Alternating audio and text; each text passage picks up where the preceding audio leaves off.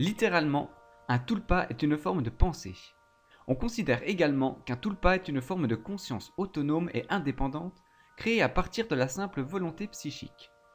Cet être mental posséderait les mêmes capacités intellectuelles que son créateur, mais aussi les mêmes possibilités à penser, à raisonner, à croire, espérer et percevoir dans notre monde réel. L'apparence d'un tulpa dépendra avant tout de son créateur, lui seul choisi. Le rôle premier de ce compagnon mental créé de toutes pièces est avant tout d'embellir la vie de tous les jours de son créateur, de ne plus se sentir seul et pour certains, d'accroître ses capacités de mémorisation. Il serait tout à fait possible de communiquer et de façon régulière avec son être mental par le biais de la pensée. D'un point de vue psychologique, la création d'un tulpa sert d'interface entre notre conscience et notre inconscience. Selon de nombreux psychologues, le tulpa présente ainsi l'avantage de pouvoir récupérer certains souvenirs enfouis dans notre mémoire. Les premières références dans le monde occidental au tulpa ont commencé au début du XXe siècle par l'anthropologiste et écrivain Walter Evans Wentz, qui s'est concentré sur l'étude du bouddhisme tibétain.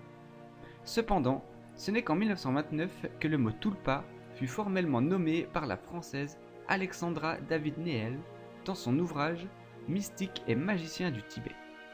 Elle raconte avoir réussi à créer son propre tulpa avec succès, et ce, à partir des enseignements bouddhistes qu'elle avait reçus.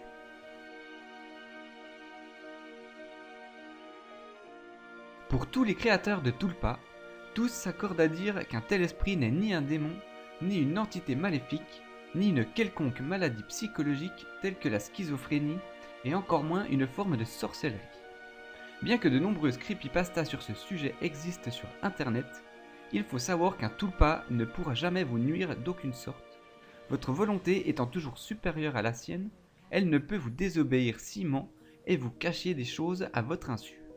Un tulpa ne risque pas non plus de prendre possession de votre esprit ou les commandes de votre corps contre votre gré.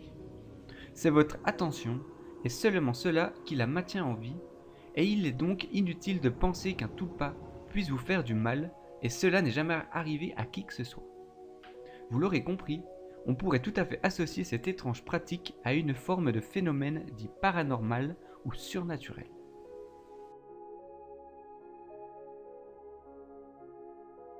Tout d'abord, il faut savoir qu'il n'existe aucun site officiel traitant parfaitement de ce phénomène. Le tulpa est un sujet trop récent et très peu connu du grand public. D'après différents sites internet, pour la majorité anglais, tous s'accordent à nous expliquer le même rituel à effectuer pour pouvoir invoquer son propre tulpa. En voici son résumé. Pour la création de votre entité, ne vous fixez pas d'objectif en comptant les heures ou les jours de pratique. Il n'y a rien de plus contre-productif. Restez convaincu et soyez sûr de ce que vous faites. Vous êtes sur le point de donner vie à une partie de vous-même, ou si vous préférez, de votre inconscient. Il est conseillé de tenir un journal où vous écrirez vos avancées les plus importantes, vos motivations ainsi que la description et de la forme que vous souhaitez donner à votre entité. Pensez également à bien noter son nom ainsi que la date à laquelle vous avez réellement commencé ce rituel. La méditation serait vivement conseillée. Entre 10 et 20 minutes par jour suffirait largement. De plus, vos pensées ne doivent pas être perturbées par un tout autre événement qui vous entoure. Durant ce rituel journalier, il est conseillé d'être au calme dans une pièce où vous vous sentirez le mieux. Pour créer votre tulpa, le plus important est de réussir à visualiser sa forme. Voulez-vous plutôt créer un enfant, un homme ou peut-être une femme? Essayez chaque jour après une méditation, et ce, uniquement par la pensée, à rentrer en contact avec votre tulpa, c'est-à-dire à entendre et écouter ce qu'il a à vous dire. Puis, vous devrez de manière quotidienne habituer votre cerveau à penser qu'il n'y a pas qu'une seule personne, mais bel et bien deux, et les barrières psychiques qui vous empêchent d'entendre convenablement votre tulpa s'estomperont petit à petit avec l'entraînement. Comme certains sites internet l'expliquent, il serait vraiment impossible d'échouer pour la création de votre entité. Le seul moyen de ne pas réussir à le créer serait d'abandonner. Vous connaissez désormais toutes les bases pour pratiquer ce rituel.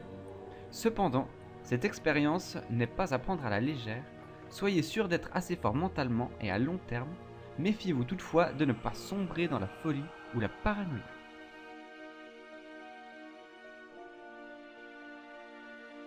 Dans le domaine de la science et de la psychologie, tous s'accordent à nous expliquer que le tulpa n'est ni plus ni moins qu'un ami imaginaire créé le plus souvent par des enfants.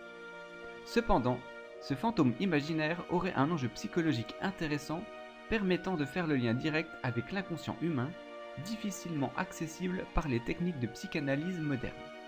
En revanche, pour de nombreuses personnes pratiquant notamment le bouddhisme, le tulpa est un être à part entière qui, selon eux, et avec beaucoup de maîtrise, peut se matérialiser dans notre monde réel et devenir une véritable entité.